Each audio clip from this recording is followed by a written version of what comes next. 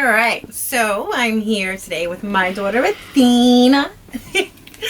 And this is one of our favorite books, well, one of my favorite books to read when Athena was younger. And I'd like to just share it with you guys. Alright, so The True Story of the Three Little Pigs by A. Wolf. Not really by him, but it makes it funny. Alright, so everybody knows the story of the three little pigs, or at least they think they do. But I'll let you in on a little secret. Nobody knows the real story because nobody has ever heard my side of the story. I'm the wolf, Alexander T. Wolf. You can call me Al. I don't know how this whole big bad wolf thing got started, but it's all wrong. Maybe it's because of our diet. Hey, it's not my fault wolves eat cute little animals like bunnies and sheep and pigs. That's just the way we are. If cheeseburgers were cute, folks would probably think you were a big bad wolf too. Alright. But like I was saying, the whole big bad wolf thing is all wrong. The real story is about a sneeze and a cup of sugar. This is the real story.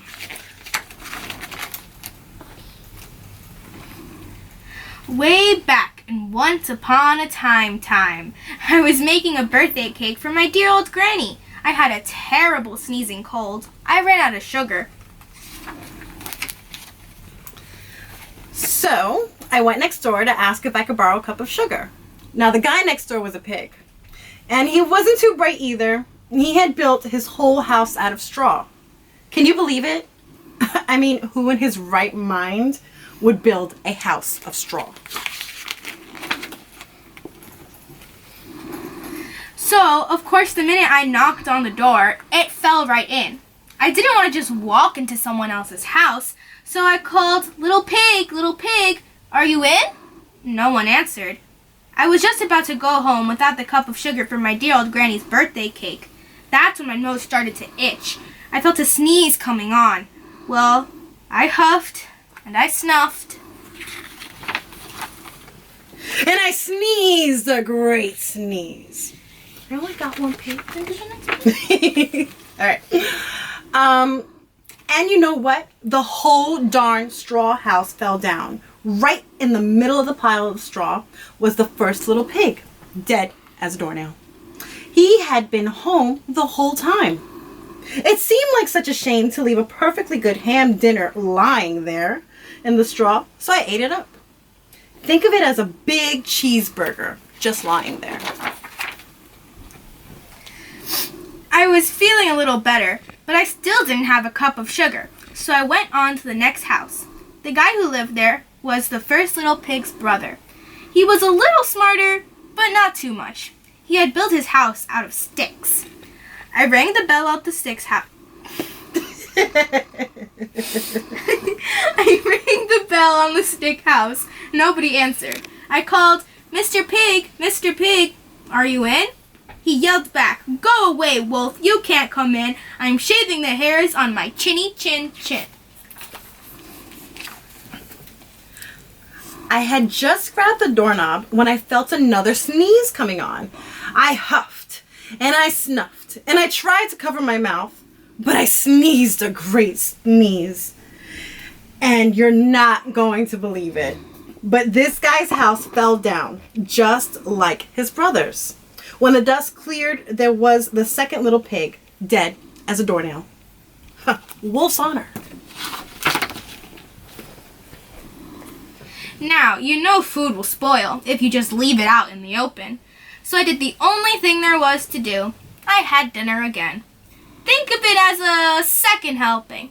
I was getting awfully full, but my cold was feeling a little better. And I still didn't have that cup of sugar for my dear old granny's birthday cake.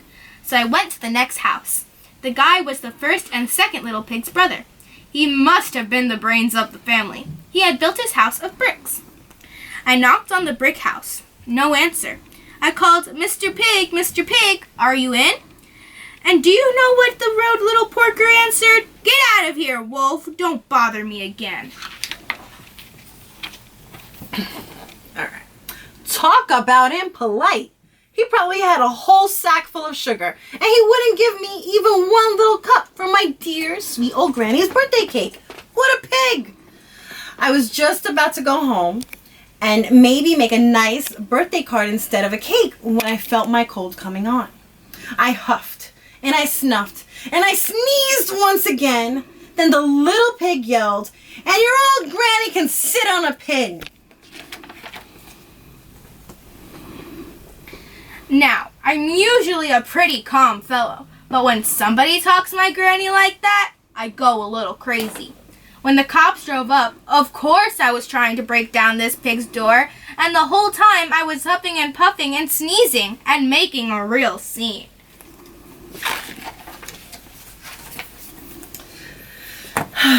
The rest, as they say, is history. The news reporters found out about the two big pigs I had for dinner.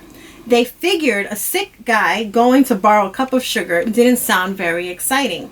So they jazzed up the whole story of all that huff and puff and blow your house down. And they made me the big bad wolf. That's it. The real story was I was framed. But maybe you could loan me a cup of sugar? The end. And thank you for joining us for story time.